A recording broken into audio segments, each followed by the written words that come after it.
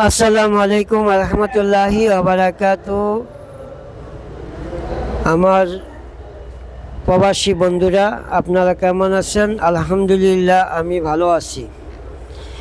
তো আজকের কথা হলো, বাংলাদেশ প্রবাসী অধিকার ঐক্য পরিষদ দুবাই পক্ষ থেকে আমি বলছি যে আপনারা যারা যারা দুবাই আছেন কমেন্টে জানাবেন যে প্রবাসী অধিকার ঐক্য পরিষদ আপনার জন্য এবং কি আপনার পরিবারের জন্য অবশ্যই কাজ করে যাবে।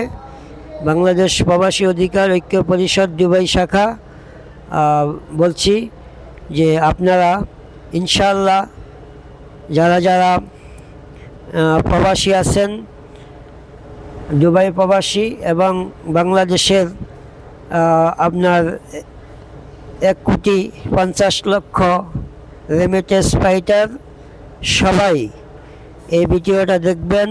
আমরা চাই বাংলাদেশের অর্থনৈতিক সচল থাকুক, অর্থনৈতিক ভালো থাকুক। এই জন্যই আমরা অবশ্যই বিদেশে পড়ে আসি যে রেমিটেন্সের জন্য, যে বাংলাদেশ সরকার যেন আমাদেরকে অবশ্যই ভালোভাবে দিতে পারেন এবং কি আমরাও যেন বাংলাদেশ সরকারকে রেমিটেন্স দিয়ে আমরাও যেন বাংলাদেশ সরকারকে সহযোগিতা করতে পারি। তো বিশেষ বার্তা হলো, আমাদের এখানে বহুত একটু ঝামেলা আছে।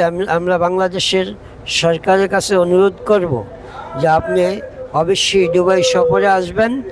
আসার পরে দুবাই যেই গভর্নমেন্ট আছে তার কাছে বসবেন। বসার পরে আমাদের কিছু বিষয় নিয়ে জটিলতা সমস্যা সমাধান করার জন্য আপনি এগিয়ে আসেন। তবে এটা বাংলাদেশের ভাইদের জন্য এবং বোনদের জন্য অনেক সুবিধা হবে এবং কি ফ্যামিলি বাঁচানোর জন্য অনেক কিছু আপনার কাছে আমরা দায় দাবি ধরে তুললাম। তো বিশেষভাবে মন্ত্রী মহোদয়কে বলবো যে আপনারা অবশ্যই সচেতন থাকেন, যেন আমরা আপনাদের কাছে কৃতজ্ঞ জানাই যদি আপনারা আসেন। আসার পরে দুবাই আসার পরে আমাদের যে ভাই বোনরা দুবাই আছে তাদের ভিসা এবং কি জটিলতা নিয়ে আপনি কাজ করবেন, আমরা এই প্রত্যাশা রাখি। তো আজকে বিশেষ কথা হলো এটা যে আমরা চাই বাংলাদেশ সচল রাখার জন্য বাংলাদেশ যেন আমাদের রেমিটেন্স দিয়ে যেন বাংলাদেশ আরও উন্নত হয়, এইটুকু বলে আমরা আজকে বলে দিলাম। অবশ্যই লাইক শেয়ার কমেন্ট করবেন, যারা যারা বেশি বেশি শেয়ার করবেন, যারা প্রবাসী আছেন সবাই শেয়ার করবেন। ইনশাআল্লাহ বাংলাদেশের 1,50,00,000 রেমিটেন্স যোদ্ধা বিভিন্ন কান্ট্রিতে ছড়িয়ে ছিটিয়ে আছেন।